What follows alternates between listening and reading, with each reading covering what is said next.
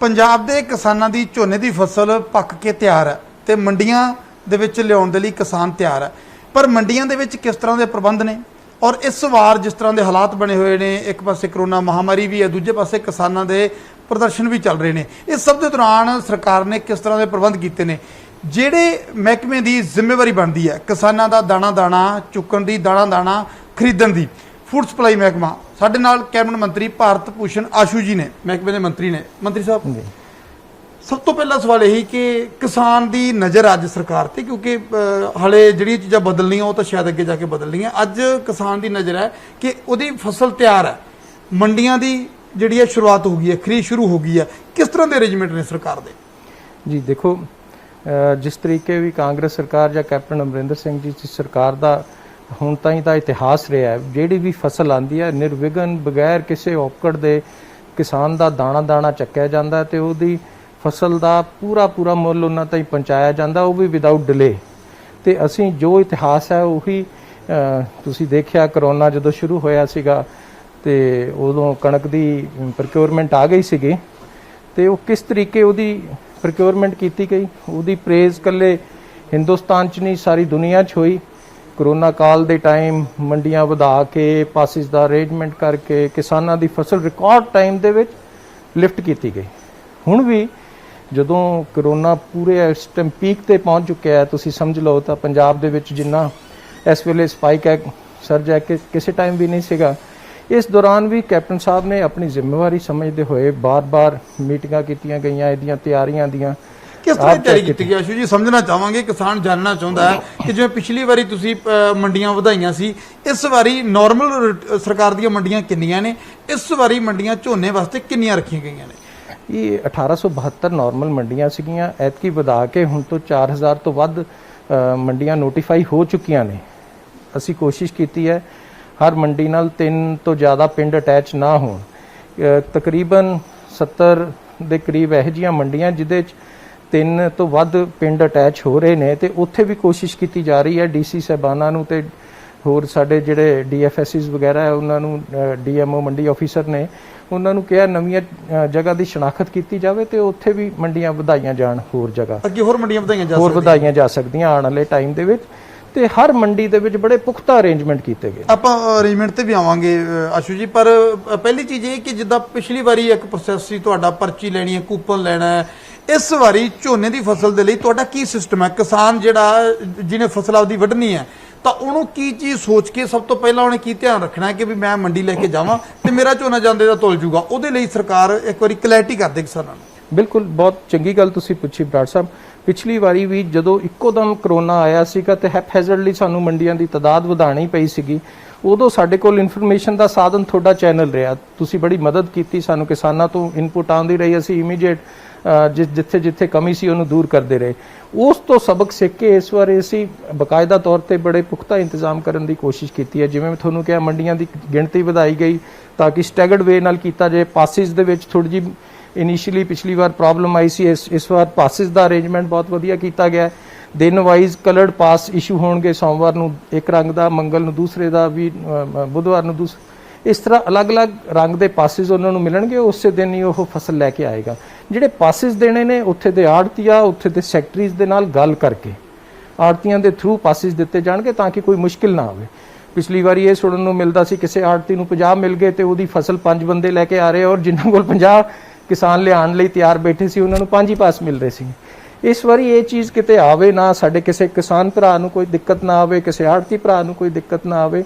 ਇਹਦੇ ਵਾਸਤੇ ਪੂਰੇ ਪੁਖਤਾ ਇੰਤਜ਼ਾਮ ਇਹਨਾਂ ਨਾਲ ਗੱਲਬਾਤ ਕਰਕੇ ਕਮੇਟੀਆਂ ਬਣਾ ਕੇ ਇਹਨਾਂ ਨੂੰ ਰੈਸ਼ਨਲ ਵੇ ਨਾਲ ਪਾਸਿਸ ਦਿੱਤੇ। ਇੱਕ ਵਾਰੀ ਫਿਰ ਤੋਂ ਕਲੀਅਰ ਕਰ ਦਿਓ, ਕਿਸਾਨ ਨੇ ਆਪਦੀ ਫਸਲ ਵੱਢਣ ਤੋਂ ਪਹਿਲਾਂ ਕਿਹਨੂੰ ਸੰਪਰਕ ਕਰਨਾ ਹੈ? ਆਪਦੇ ਆੜਤੀਏ ਨੂੰ ਜਾਂ ਸਰਕਾਰ ਨੂੰ ਜਾਂ ਕਿਸੇ ਅਫਸਰ ਨੂੰ? ਉਹ ਆਪਣੇ ਆੜਤੀਏ ਨੂੰ ਸੰਪਰਕ ਕਰਨ।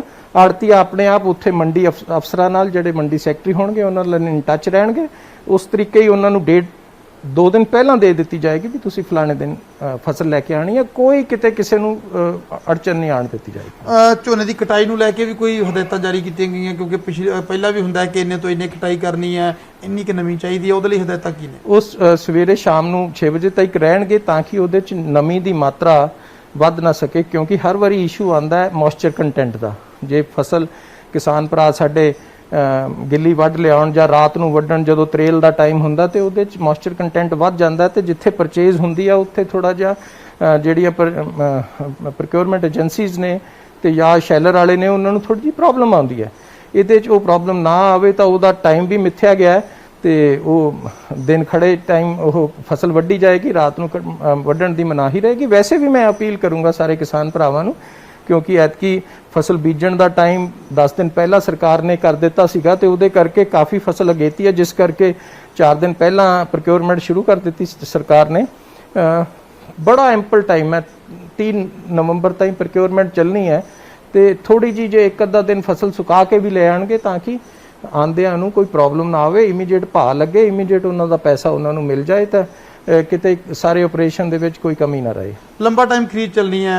ਆਸ਼ੂ ਜੀ ਇੱਕ ਚੀਜ਼ ਹੋਰ ਹੈ ਕਿ ਸਰਕਾਰ ਜਿੱਦਾਂ ਨਹੀਂ ਚਲੋ ਪੰਜਾਬੀਆਂ ਦਾ ਕੀ ਸਭ ਦਾ ਸੁਭਾਅ ਹੀ ਹੁੰਦਾ ਕਿ ਐਨ ਅਖੀਰਲੇ ਮੌਕੇ ਤੱਕ ਤਿਆਰੀਆਂ ਚੱਲਦੀਆਂ ਨੇ। ਆਪਾਂ ਦੇਖਦੇ ਹਾਂ ਮੰਡੀਆਂ ਦੇ ਵਿੱਚ ਵੀ ਅਖੀਰਲੇ ਦਿਨ ਝਾੜੂ ਵੱਜੀ ਜਾਂਦੇ ਹੁੰਦੇ ਆ ਤੇ ਤੁਹਾਡੀ ਜਿਹੜੀ ਡੇਟ ਰੱਖੀ ਗਈ ਸੀ ਅਚਾਨਕ 3-4 ਦਿਨ ਪਹਿਲਾਂ ਜਿਹੜੀ ਹੈਗੀ ਖਰੀਦ ਦਾ ਐਲਾਨ ਹੋ ਗਿਆ। ਸਰਕਾਰ ਨੇ ਕੇਂਦਰ ਸਰਕਾਰ ਨੇ ਹੁਕਮ ਕਰਤਾ ਵੀ ਇੰਨੇ ਦਿਨ ਪਹਿਲਾਂ ਹੀ ਕਰਨਾ ਤੇ ਉਹਦੇ 'ਚ ਕੋਈ ਦਿੱਕਤ ਨਹੀਂ ਆਈ ਕਿ ਤੁਹਾਡੀਆਂ ਤਿਆਰੀਆਂ ਪੂਰੀਆਂ ਸੀ? ਇਸ ਵਾਰ ਉਹਨਾਂ ਨੇ 1 ਅਕਤੂਬਰ ਤੋਂ ਲੈ ਕੇ 30 ਨਵੰਬਰ ਰੱਖੀ ਹੋਈ ਸੀ, ਪਰ ਇੱਕੋ ਦਮ ਉਹਨਾਂ ਨੇ ਚਿੱਠੀ ਭੇਜਤੀ ਵੀ 25 ਤਰੀਕ ਤੋਂ ਬਾਅਦ if required state can decide ਤੁਸੀਂ ਕਰ ਸਕਦੇ ਹੋ। ਤਾਂ ਅਸੀਂ ਵੀ ਦੇਖਿਆ ਵੀ ਕਿਉਂਕਿ ਐਤਕੀ ਥੋੜੀ ਜਿਹੀ ਅਗੇਤੀ ਬਿਜਾਈ ਵੀ ਸੀਗੀ, ਚਾਹੇ ਉਦੋਂ ਲੇਬਰ ਪ੍ਰੋਬਲਮ ਜ਼ਿਆਦਾ ਸੀਗੀ ਪਰ ਫਿਰ ਵੀ ਕੋਈ ਨਾ ਕੋਈ ਕਿਤੇ 60 ਝੋਨਾ ਪਹਿਲਾਂ ਜਿਹੜਾ ਅਗੇਤਾ ਬੀਜਿਆ ਉਹ ਮੰਡੀਆਂ 'ਚ ਆ ਰਿਹਾ ਤੇ ਅਸੀਂ ਕਿਸੇ ਕਿਸਾਨ ਨੂੰ ਦਿੱਕਤ ਨਾ ਆਵੇ, ਅਸੀਂ ਇਮੀਡੀਏਟ ਡਿਸੀਜਨ ਕੱਲ ਸੀਐਮ ਸਾਹਿਬ ਨੇ ਲਿੱਤਾ ਤੇ ਉਹਦਾ ਸਾਰਿਆਂ ਨੂੰ ਕਨਵੇ ਕਰ ਦਿੱਤਾ ਗਿਆ। ਸਾਰੇ ਡੀਸੀ ਸਾਹਿਬਾਨ, ਐਸਡੀਐਮਸ, ਸਾਡੇ ਪ੍ਰੋਕਿਉਰਮੈਂਟ ਏਜੰਸੀਜ਼ ਦੇ ਜਿਹੜੇ ਡੀਐਮਸ ਨੇ ਉਹਨਾਂ ਸਾਰਿਆਂ ਨੂੰ ਆਦੇਸ਼ ਦੇ ਦਿੱਤੇ ਗਏ ਨੇ। ਅੱਜ ਸਾਰੇ ਆਪਣੇ ਮੰਡੀਆਂ 'ਚ ਨੇ ਪਹੁੰਚੇ। ਆਸ਼ੂ ਜੀ ਇੱਕ ਚੀਜ਼ ਹੋਰ ਹੈ ਕਿ ਕਿਸਾਨ ਅੱਜ ਬੜਾ ਔਖੇ ਹਾਲਾਤਾਂ ਦੇ ਵਿੱਚ ਹੈ ਕਿਉਂਕਿ ਜਿਸ ਤਰ੍ਹਾਂ ਕਿਸਾਨ ਨਿਰਾਸ਼ ਹੋਇਆ ਪਿਆ, ਕੇਂਦਰੀ ਬਿੱਲ ਕਿਸਾਨ ਨੂੰ ਮਨਜ਼ੂਰ ਨਹੀਂ ਹੈ, ਉਹਨੂੰ ਲੈ ਕੇ ਐਜੀਟੇਸ਼ਨ ਚੱਲ ਰਿਹਾ, ਪਰੇਸ਼ਾਨੀ ਜੀ ਦਾ ਦੌਰ ਹੈ ਤੇ ਜਦੋਂ ਬੰਦਾ ਪਰੇਸ਼ਾਨ ਹੁੰਦਾ ਤੇ ਉਹਨੂੰ ਅੱਗੋਂ ਪਰੇਸ਼ਾਨੀ ਮਿਲ ਜੇ ਤਾਂ ਉਹਦੇ ਲਈ ਬੜਾ ਔਖਾ ਹੋ ਜਾਂਦਾ ਤਾਂ ਕਿ ਕਿਸਾਨ ਨੂੰ ਕੋਈ ਪਰੇਸ਼ਾਨੀ ਨਾ ਆਵੇ। ਕਿਉਂਕਿ ਨਹੀਂ ਅਸੀਂ ਨਹੀਂ ਕਹਿੰਦੇ ਕਿ ਤੁਹਾਡੇ ਮਹਿਕਮੇ ਦੇ ਸਾਰੇ ਅਫਸਰਾਂ ਦੇ ਵਿੱਚ ਵੀ ਗੜਬੜ ਹੋ ਸਕਦੀ ਹੈ ਜਾਂ ਇਸ ਤਰ੍ਹਾਂ ਦੀ ਕੋਈ ਗੱਲ ਨਹੀਂ, ਹਰ ਜਗ੍ਹਾ ਚੀਜ਼ਾਂ ਇੱਕੋ ਜਿਹੀਆਂ ਨਹੀਂ ਹੁੰਦੀਆਂ, ਚੰਗੇ ਅਫਸਰ ਵੀ ਨੇ, ਕਈਆਂ ਦਾ ਸੁਭਾਅ ਅੱਖਰਾ ਵੀ ਹੁੰਦਾ ਥੋੜਾ ਜਿਹਾ, ਜਿਹੜੇ ਉਹ ਅੱਖਰੇ ਸੁਭਾਅ ਵਾਲੇ ਨੇ ਉਹਨਾਂ ਨੂੰ ਕੋਈ ਸਪੈਸ਼ਲੀ ਗਾਈਡਲਾਈਨਸ ਦਿੱਤੀਆਂ ਗਈਆਂ ਨੇ ਕਿ ਕਿਸਾਨ ਦੇ ਨਾਲ ਪਿਆਰ ਨਾਲ ਡੀਲ ਕੀਤਾ ਜਾਵੇ। ਜੇ ਕਿਸਾਨ ਅੱਜ ਪਰੇਸ਼ਾਨ ਹੈ ਤਾਂ ਉਹਦੇ ਨਾਲ ਪਰਿਵਾਰ ਵਾਂਗੂ ਡੀਲ ਕੀਤਾ ਜਾਵੇ, ਉਹਦੇ ਸਵਾਲ ਦਾ ਜਵਾਬ ਦਿੱਤਾ ਜਾਵੇ ਤਾਂ ਕਿ ਐਸਾ ਨਾ ਹੋਵੇ ਕਿ ਇੱਕ ਪਾਸੇ ਕਿਸਾਨ ਪਹਿਲਾਂ ਉਧਰ ਪ੍ਰਦਰਸ਼ਨ ਕਰੀ ਜਾਂਦਾ ਤੇ ਇੱਧਰੋਂ ਤੁਹਾਡੀ ਮੰਡੀ ਦੇ ਵਿੱਚੋਂ ਕੋਈ ਉਹਨੂੰ ਸਮੱਸਿਆ ਆ ਜੇ ਤੇ ਕਿਸਾਨ ਉਧਰੋਂ ਚੱਕ ਕੇ ਪ੍ਰਦਰਸ਼ਨ ਤੁਹਾਡੇ ਵਾਲੇ ਪਾਸੇ ਹੋ ਜੇ। ਨਹੀਂ, ਐਸਾ ਮੈਂ ਤੁਹਾਨੂੰ ਯਕੀਨ ਦਿਲਵਾਉਣਾ, ਤੁਹਾਡੇ ਚੈਨਲ ਰਾਹੀਂ ਸਾਰੇ ਕਿਸਾਨ ਵੀਰਾਂ ਨੂੰ ਯਕੀਨ ਦਿਲਵਾਉਣਾ ਚਾਹੁੰਦਾ, ਸੀਐਮ ਸਾਹਿਬ ਦੀਆਂ ਬਹੁਤ ਕਲੀਅਰ ਹਦਾਇਤਾਂ ਹੈ, ਕਿਸੇ ਵੀ ਕਿਸਾਨ ਵੀਰ ਨੂੰ, ਆੜਤੀ ਵੀਰ ਨੂੰ ਕੋਈ ਪ੍ਰੋਬਲਮ ਨਹੀਂ ਆਉਣ ਦਿੱਤੀ ਜਾਵੇਗੀ। ਅਗਰ ਕੋਈ ਉਹਦੀ ਕੰਪਲੇਂਟ ਹੈ ਤਾਂ ਉਹ ਬੜੇ ਖਿੜੇ ਮੱਥੇ ਲਿੱਤੀ ਜਾਏਗੀ, ਅਗਰ ਕੋਈ ਜੈਨੂਇਨ ਕੰਪਲੇਂਟ ਹੈ ਤਾਂ ਉਹਨੂੰ ਐਡਰੈਸ ਵੀ ਕੀਤਾ ਜਾਏਗਾ।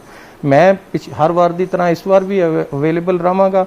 ਸਾਡੇ ਸਾਰੇ ਆਫਿਸਰ ਸਾਹਿਬਾਨ ਜਿਹੜੇ ਨੋਡਲ ਆਫਿਸਰ ਨੇ, ਸਾਡੇ ਡਾਇਰੈਕਟਰ ਫੂਡ ਜਿਹੜੇ ਆਪਰੇਸ਼ਨਸ ਨੂੰ ਹੈੱਡ ਕਰਦੇ ਨੇ, ਸੀਐਮਓ ਤੋਂ ਗੁਰਕੀਰਤ ਕਿਰਪਾਲ ਸਿੰਘ ਜੀ, ਉਹ ਵੀ ਬਿਲਕੁਲ ਅਵੇਲੇਬਲ ਰਹਿਣਗੇ ਹਮੇਸ਼ਾ 24 ਘੰਟੇ ਤੇ ਉੱਪਰ ਸਾਡੇ ਪ੍ਰਿੰਸੀਪਲ ਸੈਕਟਰੀ ਫੂਡ ਔਰ ਪ੍ਰਿੰਸੀਪਲ ਸੈਕਟਰੀ ਐਗਰੀਕਲਚਰ ਜਿਹੜੇ ਏਸੀਐਸ ਅਨਿਰੁੱਧ ਤਿਵਾੜੀ ਜੀ ਨੇ, ਸਾਰੇ ਇਹਨਾਂ ਆਪਰੇਸ਼ਨਸ ਨੂੰ ਮੋਨੀਟਰ ਕਰਨਗੇ। ਡਿਸਟ੍ਰਿਕਟ ਲੈਵਲ ਦੇ ਉੱਤੇ ਸਾਰੇ ਡੀਸੀ ਸਾਹਿਬਾਨਸ ਨੂੰ ਪ੍ਰੋਪਰ ਹਦਾਇਤਾਂ ਦਿੱਤੀਆਂ ਜਾ ਚੁੱਕੀਆਂ, ਅੱਗੋਂ ਸਬ ਡਿਵੀਜ਼ਨ ਲੈਵਲ ਤੇ ਐਸਡੀਐਮ ਸਾਹਿਬ ਦੀ ਨਿਗਰਾਨੀ ਕਰਨਗੇ। ਕਿਸੇ ਵੀ ਜਗ੍ਹਾ ਤੇ ਕੋਈ ਪ੍ਰੋਬਲਮ ਆਵੇ ਸਾਰੀ ਸਰਕਾਰੀ ਮਸ਼ੀਨਰੀ ਤਤਪਰ ਰਹੇਗੀ, ਇੱਕੋ ਦਮ ਉੱਥੇ ਪਹੁੰਚ ਕੇ ਉਸ ਕਿਸਾਨ ਦੀ ਹਰ ਮੁਸ਼ਕਿਲ ਨੂੰ ਐਡਰੈਸ ਕੀਤਾ ਜਾਏਗਾ। ਫਿਰ ਵੀ ਕੋਈ ਮੌਕੇ ਤੇ ਐਡਾ ਵੱਡਾ ਆਪਰੇਸ਼ਨ ਹੈ, ਕੋਈ ਆ ਸਕਦੀ ਆ, ਆਪਾਂ ਮੌਕੇ ਤੇ ਉਹਨੂੰ ਦੂਰ ਕਰਨ ਲਈ ਪਾਬੰਦ ਰਵਾਂਗੇ।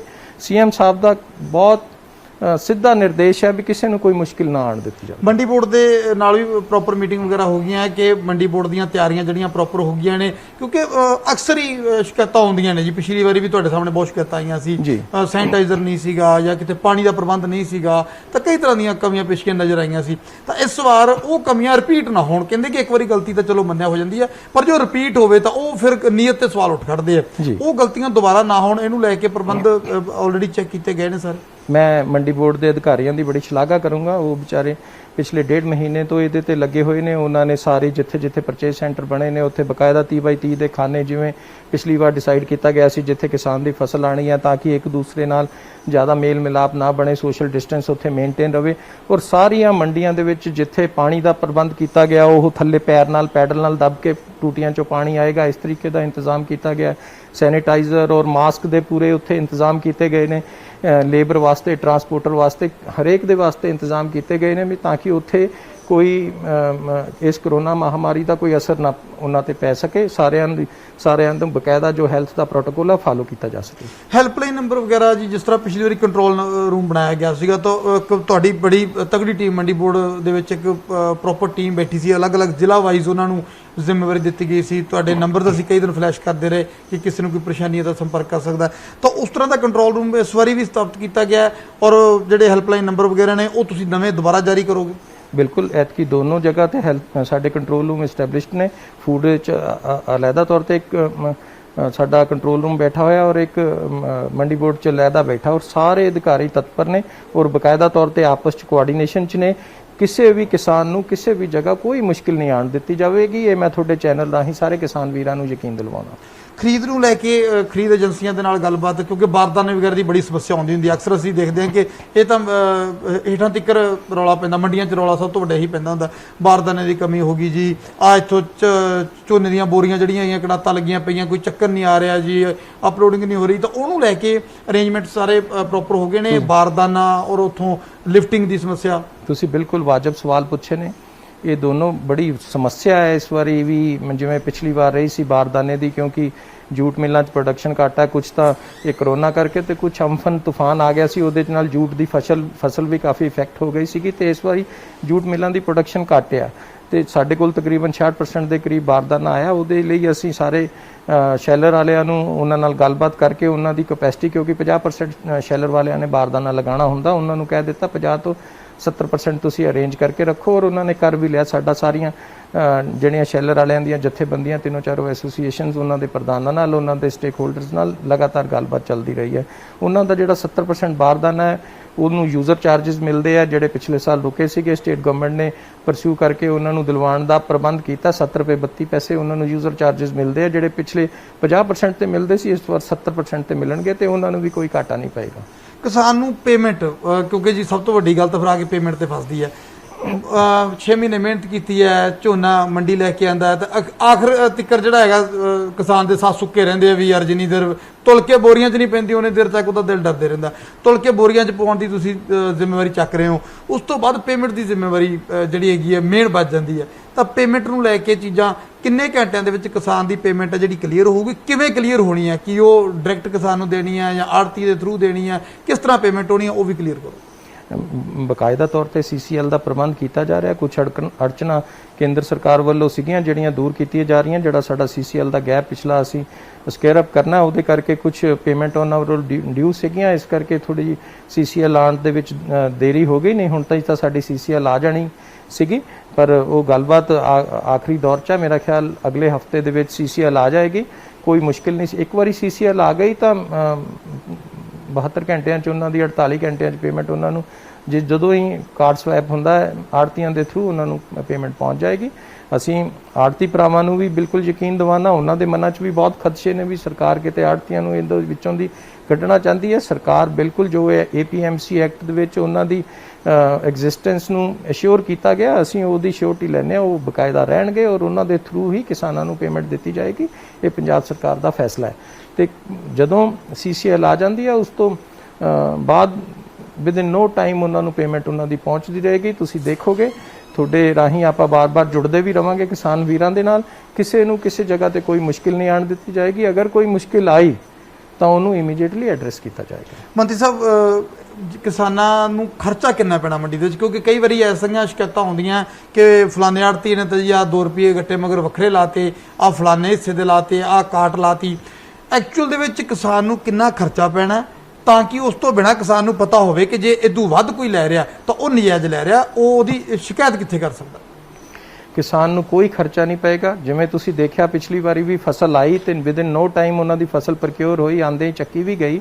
ਜਿਹੜਾ ਕਿਸਾਨ ਔਰ ਆੜਤੀਆਂ ਦੇ ਵਿਚਾਲੇ ਇੱਕ ਐਗਰੀਮੈਂਟ ਰਹਿੰਦਾ ਹੈ ਵੀ ਫਸਲ ਆਈ, ਉਹਦੀ ਸਫਾਈ ਤੇ ਉਹਦੀ ਅਨਲੋਡਿੰਗ ਤੇ ਉਸ ਤੋਂ ਬਾਅਦ ਉਹਦੀ ਲੋਡਿੰਗ ਔਰ ਉਹਨੂੰ ਸਿਲਣਾ, ਇਹ ਸਾਰੀਆਂ ਚੀਜ਼ਾਂ ਆੜਤੀਆਂ ਦੇ ਜ਼ਿੰਮੇ ਹੈਗੀਆਂ। ਕੁਝ ਚੀਜ਼ਾਂ ਫਸਲ ਪ੍ਰਕਿਉਰ ਹੋਣ ਤੋਂ ਪਹਿਲਾਂ ਕੀਤੀਆਂ ਜਾਂਦੀਆਂ, ਹਾਂ, ਉਹ ਸਰਕਾਰ ਨੇ ਫਿਕਸ ਕੀਤੀਆਂ ਹੋਈਆਂ, ਉਹ ਕਿਸਾਨ ਆੜਤੀਆਂ ਨੂੰ ਦਿੰਦਾ ਤੇ ਆੜਤੀ ਅੱਗੇ ਮਜ਼ਦੂਰਾਂ ਨੂੰ ਦਿੰਦਾ। ਚਾਹੇ ਕਿਸਾਨ ਸਿੱਧਾ ਮਜ਼ਦੂਰਾਂ ਨੂੰ ਦੇ ਦੇ ਜਾਂ ਆੜਤੀਆਂ ਦੇ ਥਰੂ ਮਜ਼ਦੂਰ ਨੂੰ ਦੇ ਦੇ, ਉਹ ਮਜ਼ਦੂਰ ਦੀ ਮਜ਼ਦੂਰੀ ਹੁੰਦੀ ਹੈ। ਉਸ ਤੋਂ ਬਾਅਦ ਜਿਹੜੀ ਫਸਲ ਨੂੰ ਸਿਉਣਾ ਤੇ ਚੁਕਾਉਣਾ ਹੈ, ਉਹਦੇ ਵਾਸਤੇ ਫਿਰ ਜੋ ਸਰਕਾਰ ਨੇ ਮਿੱਥੇ ਹੋਏ ਨੇ ਰੇਟ, ਉਸ ਰੇਟ ਦੇ ਉੱਤੇ ਜੋ ਸਾਡੇ ਕੋਲ ਪ੍ਰੋਵੀਜ਼ਨਲ ਕਾਸਟ ਸ਼ੀਟ ਰਾਹੀਂ ਆਉਂਦੇ ਆ, ਉਹਦੇ ਨਾਲ ਆੜਤੀਆਂ ਨੂੰ ਉਹ ਖਰਚਾ ਦੇ ਦਿੱਤਾ ਜਾਂਦਾ ਹੈ। ਜੇ ਮੰਨ ਲਓ ਕੋਈ ਸ਼ਿਕਾਇਤ ਕਿਸਾਨ ਨੂੰ ਆਉਂਦੀ ਹੈ, ਜੇ ਕਿਸੇ ਪਾਸੋਂ ਇਸ ਤਰ੍ਹਾਂ ਦੀ ਖਬਰ ਆਉਂਦੀ ਹੈ, ਜਾਣਕਾਰੀ ਆਉਂਦੀ ਹੈ ਕਿ ਫਲਾਣੇ ਕਿਸਾਨ ਨਾਲ ਧੱਕਾ ਹੋ ਗਿਆ, ਉਹਦੇ ਬੋਰੀ ਮਗਰ ਰੁਪਈਆ 2 ਰੁਪਏ ਕੱਟੇ ਗਏ, ਤਾਂ ਉਹ ਆ ਕੇ ਕਿਹਦੇ ਮੂਹਰੇ ਆਪਦਾ ਦੁੱਖ ਰੂ, ਕਿੱਥੇ ਸ਼ਿਕਾਇਤ ਕਰੂਗਾ? ਜਿੱਥੇ ਕੋਈ ਇਹੋ ਜਿਹੀ ਚੀਜ਼ ਨਜ਼ਰ ਆਉਂਦੀ ਹੈ ਵੀ ਉਹ ਕਿਸਾਨ ਦੇ ਨਾਲ ਕੋਈ ਧੱਕਾ ਹੋ ਰਿਹਾ, ਹਰ ਜਗ੍ਹਾ ਤੇ ਪ੍ਰੋਕਿਊਰਿੰਗ ਏਜੰਸੀਆਂ ਜਿਹੜੀਆਂ ਹੁੰਦੀਆਂ ਉਹਨਾਂ ਦੇ ਅਧਿਕਾਰੀ ਖੜੇ ਹੁੰਦੇ ਆ, ਉੱਥੇ ਮੰਡੀ ਬੋਰਡ ਦੇ ਅਧਿਕਾਰੀ ਖੜੇ ਹੁੰਦੇ ਆ, ਉਹਨਾਂ ਨੂੰ ਕੰਪਲੇਂਟ ਕੀਤੀ ਜਾ ਸਕਦੀ ਹੈ। ਉਸ ਤੋਂ ਬਾਅਦ ਉੱਥੇ ਉਸ ਇਲਾਕੇ ਦੇ ਐਸਡੀਐਮ ਨੂੰ ਉਹਦੀ ਕੰਪਲੇਂਟ ਕੀਤੀ ਜਾ ਸਕਦੀ ਹੈ, ਉਸ ਦੇ ਉੱਤੇ ਡੀਸੀ ਸਾਹਿਬ ਨੂੰ ਕੰਪਲੇਂਟ ਕੀਤੀ ਜਾ ਸਕਦੀ ਹੈ। ਸਾਰਾ ਅਮਲਾ ਪ੍ਰੋਕਿਊਰਮੈਂਟ ਵਾਸਤੇ ਪੱਬਾ ਭਾਰ ਰਹੇਗਾ, ਹਰ ਅਧਿਕਾਰੀ ਜ਼ਿੰਮੇਵਾਰ ਹੋਏਗਾ ਜਿਹਦੇ ਕੋਲ ਕੋਈ ਕੰਪਲੇਂਟ ਆਉਂਦੀ ਹੈ ਉਹਨੂੰ ਐਡਰੈਸ ਕਰਨ ਦੀ। ਇੱਕ ਚੀਜ਼ ਹੋਰ, ਜੇ ਮੰਨ ਲਓ ਕਿਸੇ ਆੜਤੀਏ ਵੱਲੋਂ ਕੋਈ ਗੜਬੜ ਕੀਤੀ ਜਾਂਦੀ ਹੈ, ਤੋਲ ਦੇ ਵਿੱਚ ਗੜਬੜ ਕੀਤੀ ਜਾਂਦੀ ਹੈ ਜਾਂ ਹੋਰ ਕਿਸੇ ਪੱਧਰ ਤੇ ਗੜਬੜ ਕੀਤੀ ਜਾਂਦੀ ਹੈ, ਤਾਂ ਉਹਦੇ ਲਈ ਐਸੇ ਚੀਜ਼ਾਂ ਨਾ ਹੋਣ, ਉਹਦੇ ਲਈ ਸਰਕਾਰ ਦਾ ਕਿੰਨਾ ਸਖਤ ਕਦਮ ਹੈ, ਕੀ ਕਾਰਵਾਈ ਹੋ ਸਕਦੀ ਹੈ? ਇਮੀਡੀਏਟਲੀ ਉਹਦਾ ਲਾਇਸੈਂਸ ਵੀ ਕੈਨਸਲ ਹੋਊ, ਉਹ ਪੈਨਲਾਈਜ਼ ਵੀ ਹੋਊਗਾ, ਇਹ ਮੈਂ ਤੁਹਾਨੂੰ ਅਸ਼ੋਰ ਕਰਦਾ ਅਗਰ ਕੋਈ ਆੜਤੀ ਦੇ ਲੈਵਲ ਦੇ ਉੱਤੇ ਇਹੋ ਜਿਹੀ ਗੜਬੜੀ ਪਾਈ ਗਈ ਤਾਂ।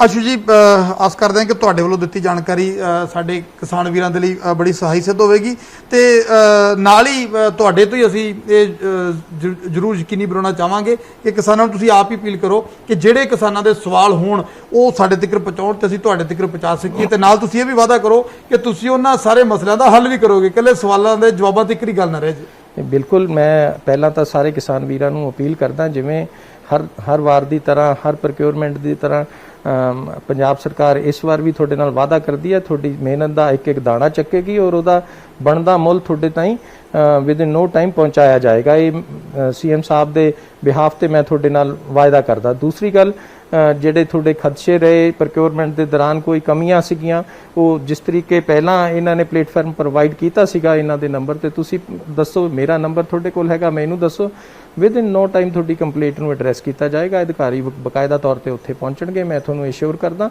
ਇਹ ਸਾਰੀ ਪ੍ਰੋਕਿਊਰਮੈਂਟ ਅਸੀਂ 30 ਸਤੰਬਰ ਤਾਈਂ ਪੂਰੀ ਕਰਨੀ ਹੈ, ਪਰ ਜੇ ਤੁਹਾਡਾ ਸਹਿਯੋਗ ਰਿਹਾ ਅਸੀਂ ਉਸ ਤੋਂ ਬਹੁਤ ਪਹਿਲਾਂ ਇਹਨੂੰ ਪ੍ਰੋਕਿਊਰਮੈਂਟ ਨੂੰ ਪੂਰੀ ਕਰ ਦੇਵਾਂਗੇ। ਇਹ ਕਿੰਨੀ ਖਰੀਦ ਦਾ ਟਾਈਮ ਕਿੰਨਾ ਜੀ, ਕਦੋਂ ਤੱਕ ਲਾਸਟ ਡੇਟ ਕਿੰਨੀ ਹੈ? 30 ਸਤੰਬਰ ਤੱਕ ਹੈ ਲਾਸਟ ਡੇਟ। 60 ਦਿਨ ਤੋਂ 2 ਮਹੀਨੇ ਤੋਂ ਵੱਧ ਟਾਈਮ ਹੈ ਇਹਦੇ ਪ੍ਰੋਕਿਊਰਮੈਂਟ ਕਰਨ ਦਾ, ਪਰ ਜਿਸ ਤਰੀਕੇ ਅਕਤੂਬਰ ਸਾਰਾ ਔਰ ਨਵੰਬਰ ਸਾਰਾ, ਹਾਂ 2 ਮਹੀਨੇ ਹੈ ਤੇ 3-4 ਦਿਨ ਆ ਵੀ ਹੈ। ਸਾਡੀ ਪ੍ਰੋਕਿਊਰਮੈਂਟ ਸ਼ੁਰੂ ਹੋ ਚੁੱਕੀ ਹੈ। ਅਸੀਂ ਇਹਦੇ ਤੋਂ ਬਹੁਤ ਪਹਿਲਾਂ ਆਪਣੇ ਟੀਚੇ ਨੂੰ ਕਰ ਜਾਵਾਂਗੇ। 170 ਲੱਖ ਮੀਟ੍ਰਿਕ ਟਨ ਦਾ ਟੀਚਾ ਸਰਕਾਰ ਨੇ ਮਿੱਥਿਆ ਹੋਇਆ। ਅਸੀਂ ਇਹਨੂੰ ਅਗਰ ਫਸਲ ਬੰਪਰ ਕ੍ਰੌਪ ਜਿਸ ਤਰੀਕੇ ਪਤਾ ਚੱਲ ਰਿਹਾ, ਜੇ ਕੋਈ ਹੋਰ ਵੀ ਕ੍ਰੌਪ ਆ ਗਈ ਅਸੀਂ ਆਪਣੀ ਸੀਸੀਐਲ ਐਕਸਟੈਂਡ ਕਰਾਂਗੇ, ਇੱਕ ਦਾਣਾ ਕਿਸਾਨ ਦਾ ਚੱਕਾਂਗੇ, ਉਹਨਾਂ ਨੂੰ ਬਿਲਕੁਲ ਮੁਸ਼ਕਿਲ ਨਹੀਂ ਆਉਣ ਦਿਆਂਗੇ। ਤਾਂ ਭਰੋਸਾ ਦੁਆਰੇ ਨੇ ਭਾਰਤ ਭੂਸ਼ਣ ਆਸ਼ੂ ਪੰਜਾਬ ਦੇ ਫੂਡ ਐਂਡ ਸਪਲਾਈ ਮੰਤਰੀ, ਜਿਨ੍ਹਾਂ ਦੇ ਸਿਰ ਤੇ ਅੱਜ ਜ਼ਿੰਮੇਵਾਰੀ ਹੈ, ਕਿਉਂਕਿ ਅੱਜ ਕਿਸਾਨ ਦੀ ਨਜ਼ਰ ਹੈ ਕਿ ਮੇਰੀ ਫਸਲ ਪੱਕ ਕੇ ਤਿਆਰ ਹੈ, ਮੇਰਾ ਝੋਨਾ ਮੰਡੀ ਦੇ ਵਿੱਚ ਜਾ ਰਿਹਾ, ਤਾਂ ਇਹ ਮੰਡੀ ਦੇ ਵਿੱਚ ਮੈਨੂੰ ਖੱਜਲ ਤਾਂ ਨਹੀਂ ਹੋਣਾ ਪਊਗਾ, ਜਿੰਨੀ ਮੈਂ ਮਿਹਨਤ ਕੀਤੀ ਹੈ ਕਿ ਮੈਨੂੰ ਮੇਰਾ ਬਣਦਾ ਪੈਸਾ ਟਾਈਮ ਤੇ ਮਿਲ ਜੂਗਾ। ਤੇ ਇਸ ਕਰਕੇ ਜ਼ਿੰਮੇਵਾਰੀ ਇਹਨਾਂ ਦੀ ਬਣਦੀ ਹੈ, ਤਾਂ ਹੀ ਅੱਜ ਅਸੀਂ ਇਹਨਾਂ ਦੇ ਨਾਲ ਜੁੜੇ ਸੀ, ਇਹਨਾਂ ਨੂੰ ਆਪਦੇ ਨਾਲ ਜੋੜਿਆ ਸੀ, ਤਾਂ ਕਿ ਸਾਡੇ ਕਿਸਾਨਾਂ ਦੇ ਰੂਬਰੂ ਇਹਨਾਂ ਨੂੰ ਕੀਤਾ ਜਾ ਸਕੇ। ਤੇ ਇੱਕ ਨਿਊਜ਼ 18 ਦੀ ਤੁਹਾਨੂੰ ਫਿਰ ਤੋਂ ਅਪੀਲ ਹੈ, ਜਿਸ ਤਰ੍ਹਾਂ ਪਹਿਲਾਂ ਅਸੀਂ ਤੁਹਾਡੇ ਨਾਲ ਰਾਬਤਾ ਕਾਇਮ ਕਰਦੇ ਹਾਂ, ਇਸ ਵਾਰੀ ਵੀ ਤੁਹਾਡਾ ਰਾਬਤਾ ਤੁਹਾਡੇ ਨਾਲ ਬਣਿਆ ਰਹੇਗਾ। ਤੁਹਾਨੂੰ ਵੀ ਕਿਸੇ ਕਿਸਮ ਦੀ ਮੰਡੀ ਦੇ ਵਿੱਚ ਕੋਈ ਸ਼ਿਕਾਇਤ ਹੁੰਦੀ ਹੈ ਜਾਂ ਫਸਲ ਨੂੰ ਲੈ ਕੇ ਕੋਈ ਦਿੱਕਤ ਮੁਸ਼ਕਲ ਪੇਸ਼ ਆਉਂਦੀ ਹੈ, ਤਾਂ ਤੁਸੀਂ ਆਪਣਾ ਕੋਈ ਸਵਾਲ ਸਰਕਾਰ ਤੱਕ ਪਹੁੰਚਾਉਣਾ ਚਾਹੁੰਦੇ ਹੋ, ਤਾਂ ਤੁਸੀਂ ਨਿਊਜ਼ 18 ਦੇ ਕਿਸੇ ਵੀ ਪਲੇਟਫਾਰਮ ਤੇ, ਨਿਊਜ਼ 18 ਤੇ ਸਾਨੂੰ ਤੁਸੀਂ ਸਾਡੇ ਸੋਸ਼ਲ ਮੀਡੀਆ ਦੇ ਮਾਧਿਅਮ ਰਾਹੀਂ ਸਾਨੂੰ ਸੁਨੇਹਾ ਲਾ ਸਕਦੇ ਹੋ, ਸਾਡੇ ਟੈਲੀਫੋਨ ਨੰਬਰਾਂ ਤੇ ਸਾਨੂੰ ਸੰਪਰਕ ਕਰ ਸਕਦੇ ਹੋ, ਤਾਂ ਅਸੀਂ ਤੁਹਾਡੀ ਆਵਾਜ਼ ਸਰਕਾਰ ਤੱਕ ਪਹੁੰਚਾਵਾਂਗੇ ਔਰ ਸਰਕਾਰ ਤੋਂ ਤੁਹਾਡੇ ਮਸਲੇ ਦਾ ਹੱਲ ਵੀ ਕਰਾਵਾਂਗੇ। ਐਸਾ ਭਰੋਸਾ ਤੁਹਾਨੂੰ ਨਿਊਜ਼ 18 ਦਿੰਦਾ। ਫਿਲਹਾਲ ਅੱਜ ਦੇ ਲਈ ਇੰਨਾ ਹੀ, ਅੱਗੇ ਹੋਰ ਮਸਲੇ ਤੇ ਗੱਲਬਾਤ ਕਰਦੇ ਹਾਂ, ਤੁਹਾਡੇ ਸਾਹਮਣੇ ਫਿਰ ਤੋਂ ਰੂਬਰੂ ਹੋਵਾਂਗੇ। ਤਦ ਤੱਕ ਲਈ ਸ਼ੁਕਰੀਆ।